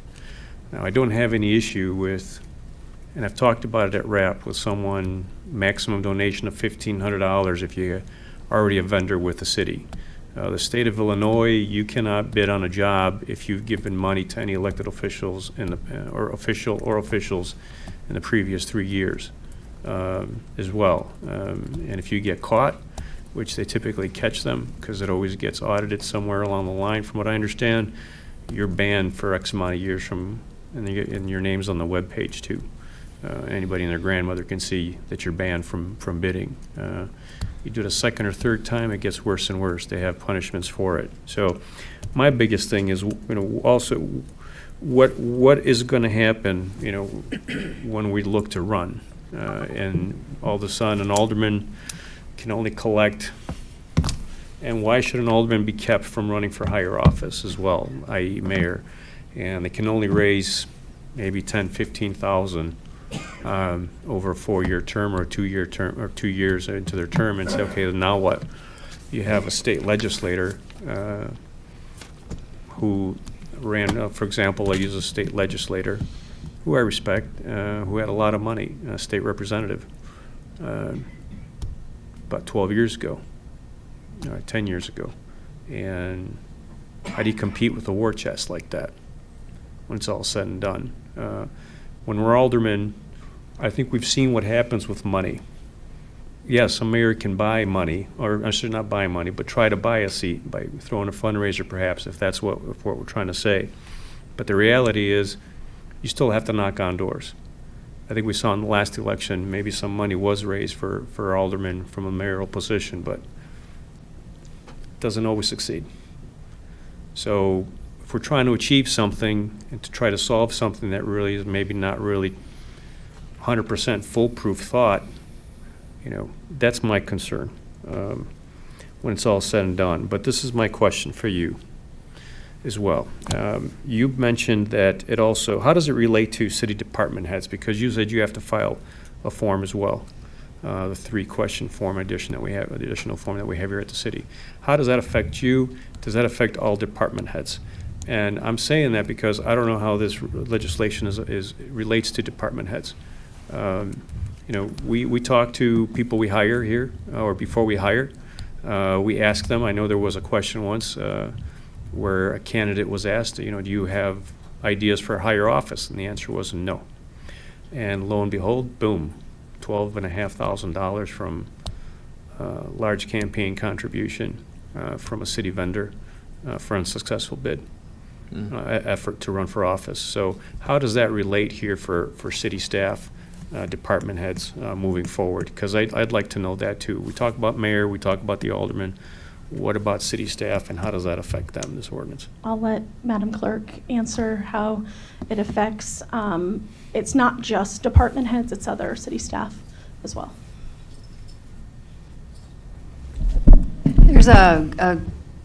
There are a lot of staff members who are required to file the economic disclosure statement. There's criteria. Basically, it is, right now I believe it's the same criteria that is used by the state. So it's all department heads, division heads, anyone who is in charge of more than, off the top of my head I can't remember, but more than a certain number of people at work. So that does bring in a lot of the city staff as well. That's on the disclosure side. What are our 6 disclosure questions? Can we pop that up?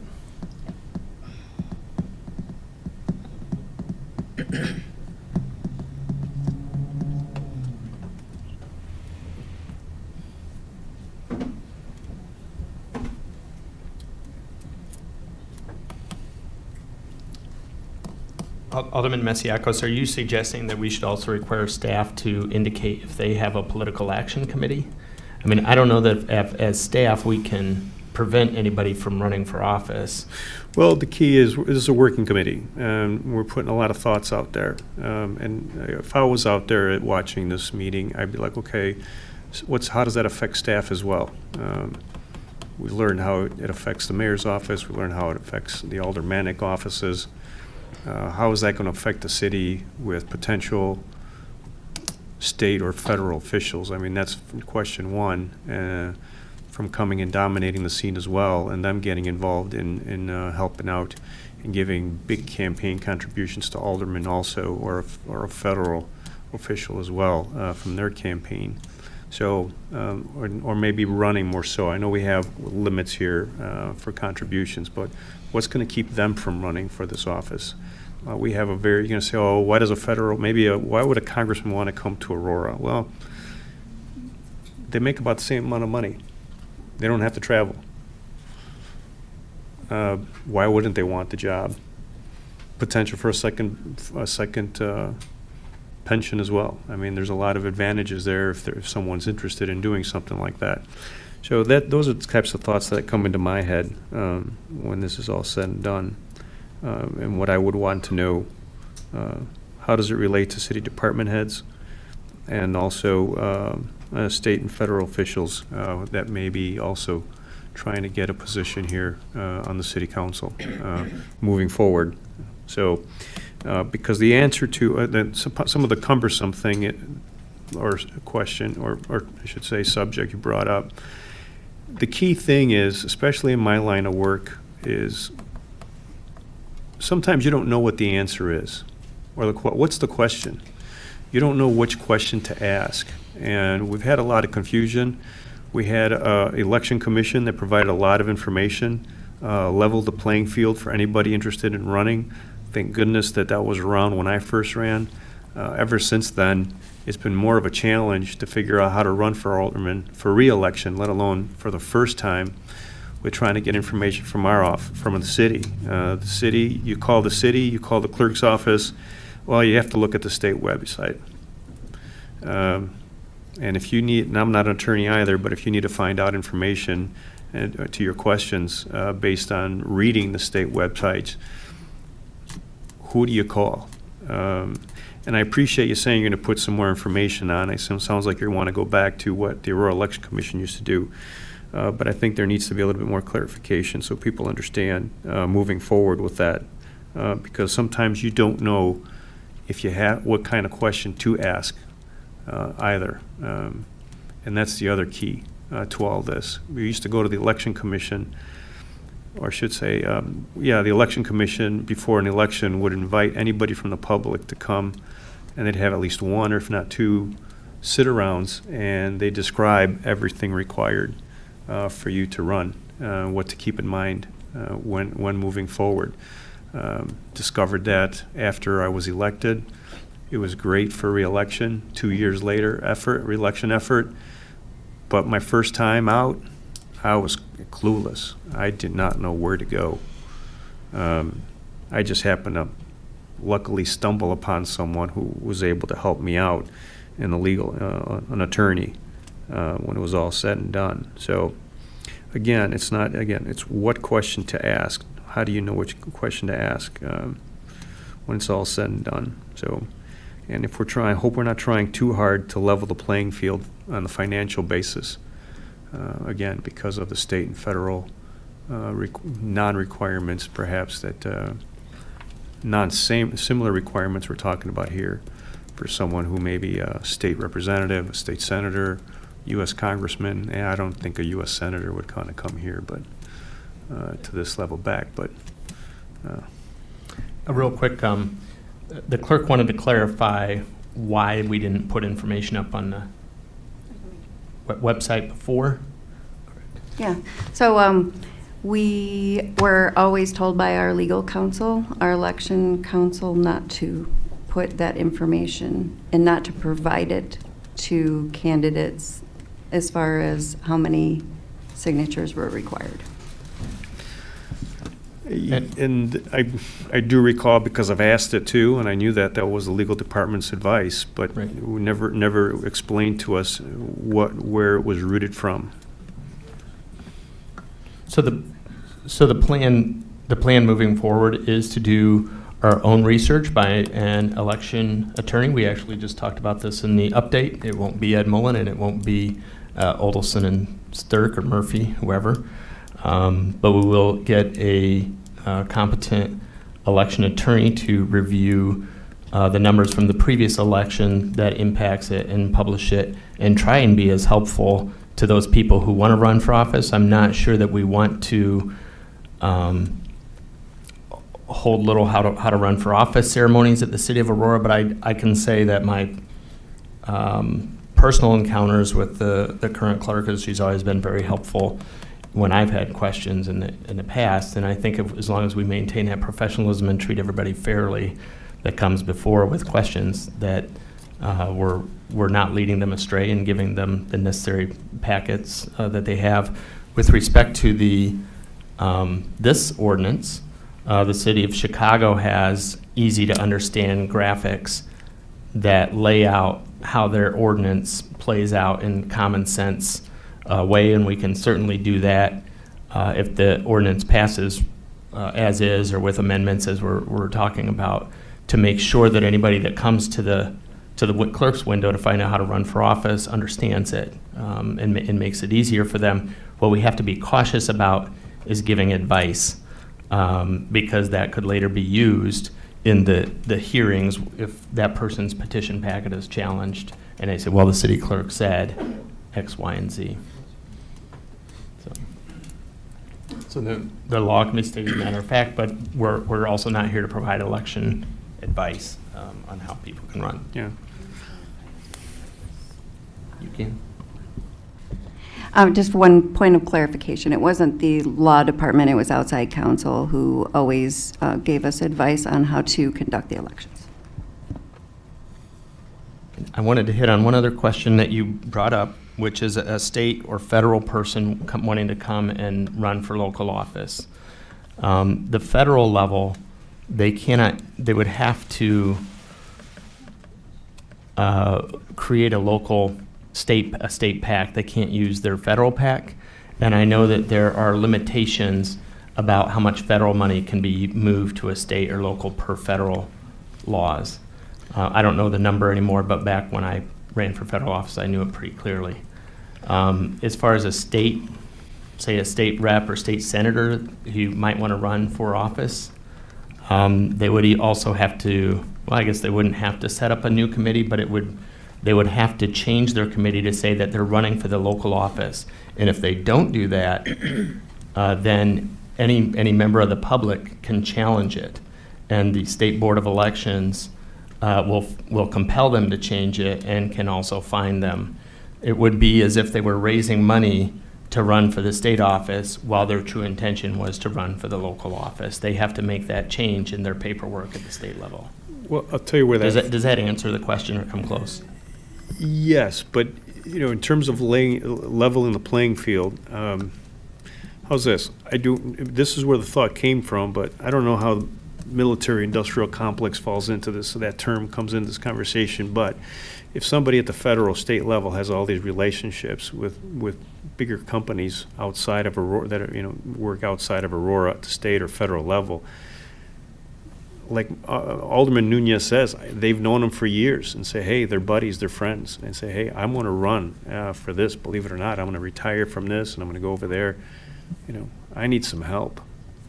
What stops them from being able to talk to some of their more well-to-do financial friends? I mean, that's the other thing too as well. I mean, are we going so far one extent that we're maybe potentially opening up another door? We're closing one door to open up another one. And that's what I'm trying to get at. That's my concern right now, because that's the key. You try to fix something in public service, but what happens on the other side of the coin, potentially? That's where I'm coming from. Raytheon would not be able to do business with the city of Aurora. Pardon me, who? Raytheon. Anybody else? Raytheon. The military-industrial complex. Yeah, I know. Alderman, did you have something, Seville? I have a quick question, and I appreciate the discussion this evening. I think it was very informative, and I like hearing everybody's comments and opinions and answers to the questions that were given. So my father was interested in running for office when the change of form of government happened in the 1970s. So in 1976, there were two competitions to run in the 5th Ward alderman at the time, because he was living in the 5th Ward. And he was a serious guy, and he wanted to give back to his community. And the more he thought about it, because he was still working at the time, obviously, and doing a lot of traveling, he didn't feel that he could impart the necessary workload that would be required if it happened that he would win. And so he backed off on it. But under this, my understanding is that from the time he took out petitions, he would have had to create a whole campaign committee right up front without even deciding whether he can get the number of signatures to comply with the election law to be able to get in the ballot, or even if he decided to actually go forward with it and run. Is that correct, that as soon as you take out your petition, Shannon? you have to file? and create a campaign committee.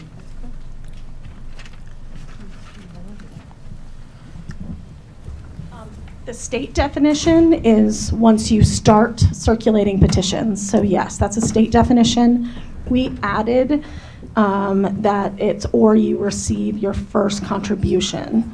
So either one would trigger the state definition now, which is a fairly new definition, is when you start circulating petitions.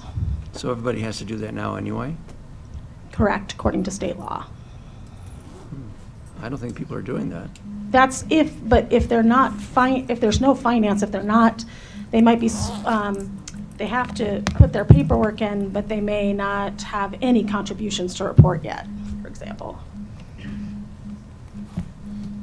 Well, I don't think people are doing that, are they? People that are running for the alderman's job, I don't think, of all the candidates we had the last couple of election cycles, I don't think they did that. That's what the definition of a covered person is, Okay. according to state. Does that answer your question? I feel like we didn't answer your question. Well, I'm thinking about another question, but I don't know if we can answer it. You know, depending. I understand what you're saying, so I appreciate it. Yeah, and I can send that information in the state statute to folks, or Deb might be Googling, searching it. Yeah, I'd appreciate that, please. Okay, I know. Anybody else, first time? I know Alderman Franco's like to go a second round. Alderman Franco. I'm sorry, what did you say? I couldn't. So I have a question for Alderman Larson. When you went door to door and asking about that, did you ask him about money from Springfield, political money? Is that a problem too? Because and the reason I asked that question, and I know the answer, the reason I asked that question is because I've probably gone to 5,000 doors in the last 3 election cycles. Zero people have ever brought that up to me. So I find that kind of unusual. But I want to get back to the level playing field, because we always talk about that with this, and I've heard it at a number of rap meetings. I don't understand how the intent of making this a level playing field is by reducing the business community 10 times, but making political contributions unlimited. That would be the opposite of level the playing field. So when I see that, and that's not a mistake, there is no question that it was intentional, because how do you level a playing field if you let unlimited donations come in from political parties? So when the intent is nefarious, I have a problem with the whole thing. And I just don't think, and I appreciate my colleagues going into details, but I'm going a little bit more of an overall umbrella, that when the intent does not match the actions, then I have a problem with the whole thing. And I just think it's done for the wrong reasons. Again, I hate to be critical, but I think it's to manipulate who gets into office and who doesn't, and it's just wrong. So when we talk about this, we need to talk about, you want to make a level playing field, then you tell political action committees or the governor in Springfield that they're limited to the same amount that everybody else is or less. Because when you're a nonpartisan form of government and you start bringing that in, you've just destroyed our reputation as nonpartisan. And I'm really concerned about that. I'm concerned about things going forward, not just with this, but some of the other things we're doing. We're driving the business community away in numbers. I get calls every week about them saying, I'm not coming, I'm not coming. So let's just do one more thing to insult them. It says you can't support the people in this community who are kind of in favor of capitalism because it works, but a town next to us that has not even a quarter of the people we have, they could do it unlimited. So that's my take on this. I just think the intentions are wrong, and when the intentions are wrong, I have a hard time getting behind it. I got a question on that. Who told you that this was to level the playing field? Because you keep bringing it up, and I've been to a number of rap meetings, and our chief of staff said a number of times, our goal was to make a level playing field. A number of times, and it was even mentioned again tonight. So when I say that, I'm just mirroring what I had heard. That's a good thing, though, to level the playing field, I guess. But if we're going to do it, the playing field does not consist of just the business community. It consists of everybody. Money is green no matter where it comes from. So if you're going to tell me that the billionaire governor can give couple $100,000 to the mayor, then that's not leveling the playing field. It just isn't. It's just common sense. Well, all right. You keep. Oh no, I'm going to say it. You keep stating the business community, and this isn't about the business community. Right.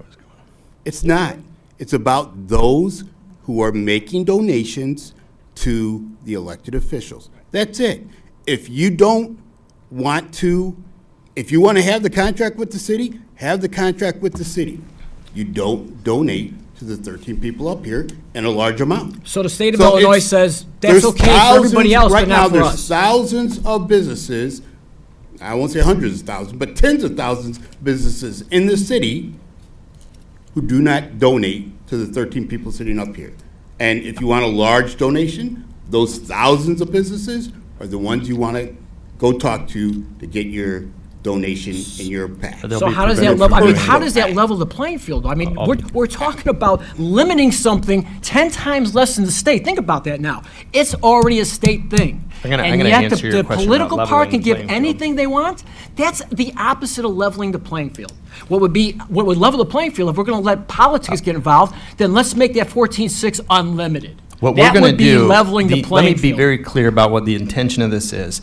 The intention of this ordinance is to prevent people from influencing the outcome of city contracts by making political campaign donations and building relationships, political relationships, by donating to their campaigns. I use the words buying access. That's effectively what it is building relationships by donating to their campaigns and expecting something in turn. The legal quid pro quo is a federal crime. That is often hard for federal law enforcement to prove because they're not in the room wiretapping every single elected official. However, when somebody does make a contribution and then it shows up that they're getting a city contract, getting a lucrative deal, that's all we're trying to prevent. If we wanted to level the playing field, we would actually need to do public financing of campaigns, which might hit your earlier talking points about socialized government, because then you would be asking the taxpayers to fund campaigns, but it would be a level playing field. And they've tried that in other states. Arizona has a clean elections law that does it, and it works wonders in cleaning up their government. And it's got strong bipartisan support. I don't know that we're going to have the political capital to say we're going to fund elections and try and compete with some people that are trying to buy influence. It's better just to ban those who are trying to do business with the city and limit those. The rest, everybody else that's not seeking business from the city, is subject to the state laws. So $1,500 is amount that we don't feel, and not me, I shouldn't say we, but there's those that feel that you're probably not be influenced, but 3,000, 5,000? I mean, these are arbitrary numbers. If you have integrity and you're going to do the right thing, you're going to do the right thing no matter what. And that's my argument. I don't think anybody up here would do the wrong thing. But we're going to put a cap on us like we're children. I just think that's wrong. Because if you do something wrong, you go to jail. That's the way it should be. I understand. But when we All right. leave out the politicians and they can give unlimited, I just have a problem with that. I just don't think that's right. Because, you know what? The business community contributes a lot more than the Democratic and Republican Party to the city. Why is that not taken into consideration? I mean, you talk about who's got an invested interest in this, the people that are here doing business, who hire people, who provide jobs, and somebody in Springfield will be like, we're just going to give you whatever you want. Do what you want.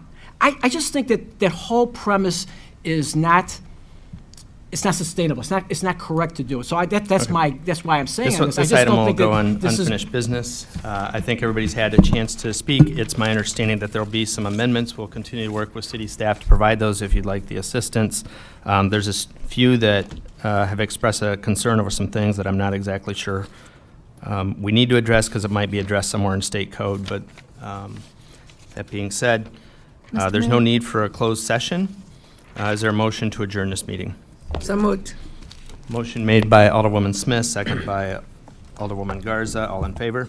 Aye. Any opposed? Motion carries. This meeting is adjourned at 7:02 PM.